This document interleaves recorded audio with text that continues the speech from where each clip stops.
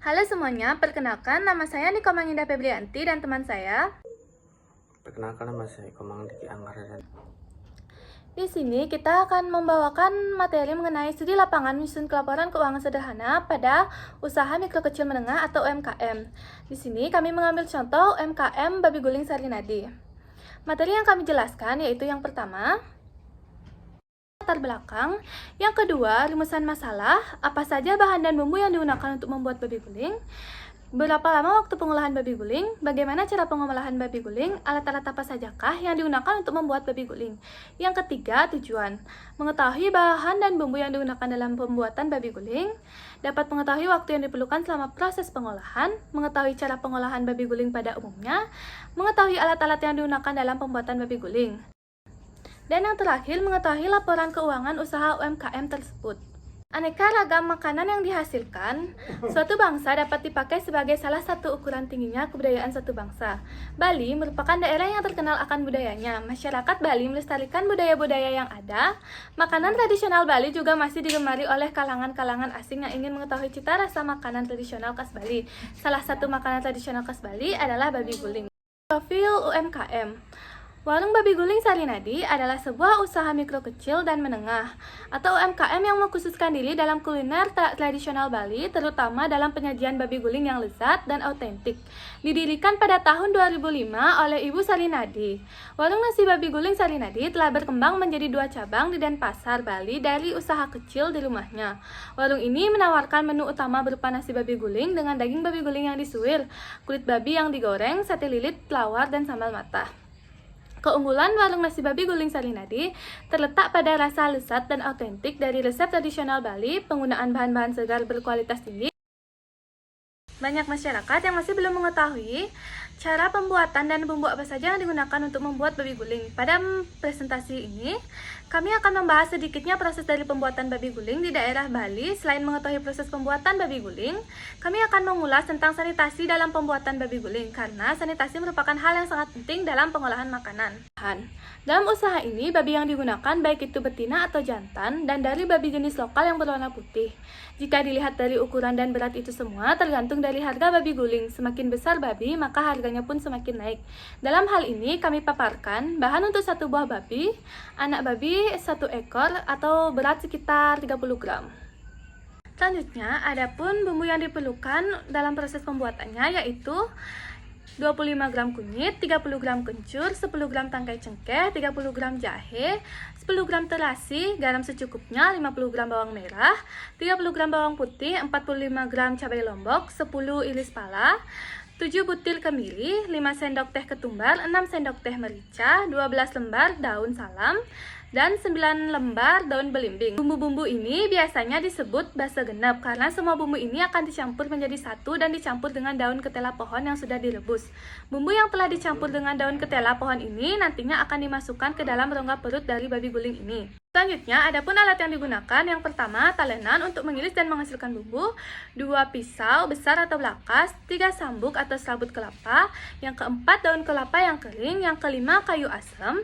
di sini saya akan melanjutkan dari materi sebelumnya, yaitu saya akan melanjutkan dari 2.5 cara pembuatan. Di sini yang pertama, semua bumbu dicincang sampai halus lalu dicampur dengan minyak kelapa. Yang kedua, babi disembelih dan dibersihkan bulunya dengan cara menyiram seluruh permukaan tubuh babi dengan air mendidih. Dibakar dengan daun kelapa kering, kuku kaki juga dibersihkan. Yang ketiga, setelah dibersihkan, semua isi perutnya dikeluarkan dengan cara membuka bagian bawah perut. Setelah itu, rongga perut dibersihkan. Yang keempat, selanjutnya sebatang kayu dengan panjang sekitar 3 meter dimasukkan ke dalam tubuh babi yang telah dibersihkan melalui lubang pantat melalui keluar di mulutnya.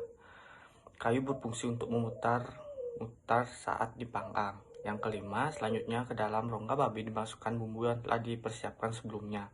Terus, bekas lubang pada bagian bawah perut dijarit dengan benang. Berikutnya, sebelum babi diguling di atas bara api, kulit babi diremas dengan minyak kelapa, lalu dipolisi dengan air kunyit dengan maksud setelah babi guling itu masak supaya berwarna kuning gading.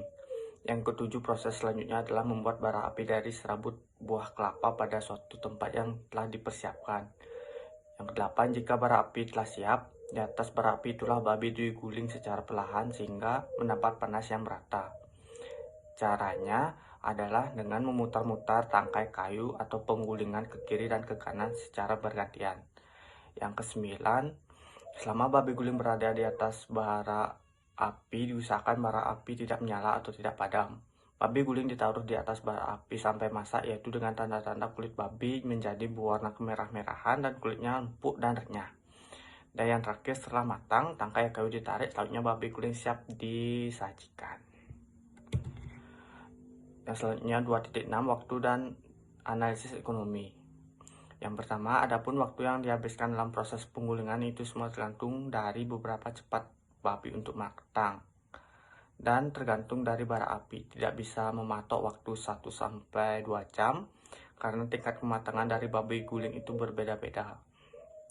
Yang kedua, adapun analisis ekonomi yang kami peroleh dari usaha ini, baik dari bumbu, bahan, alat-alat, dan keuntungan itu semua tergantung dari babi yang digunakan dan pesanan. Tidak bisa disebut satu persatu. Harga babi guling yang paling murah di tempat kami yaitu sekitar 250.000 jika babi digunakan untuk di warung-warung nasi beguling. Satu porsi untuk dibungkus tuh harganya sekitar 10.000. Selanjutnya 2.7, sanitasi. Sanitasi adalah perilaku disengaja dalam pembudayaan hidup bersih dengan maksud mencegah manusia bersentuhan langsung dengan kotoran dan bahan buangan berbahaya lainnya dengan harapan usaha ini akan menjaga dan meningkatkan kesehatan manusia. Bahaya ini mungkin bisa terjadi secara fisik, mikrobiologi, dan agen-agen kimia atau biologis dari penyakit terkait bahan buangan yang dapat menyebabkan masalah kesehatan diri dari tinja manusia atau binatang. Sisa bahan buangan padat, air, bahan buangan domestik, cucian air seni, bahan buangan mandi atau cucian, bahkan buangan industri dan bahan buangan pertanian. 2.8 yaitu laporan keuangan. Berikut adalah laporan keuangan sederhana untuk usaha babi guling Sarinadi selama periode Januari sampai Maret 2023 dalam bentuk tabel.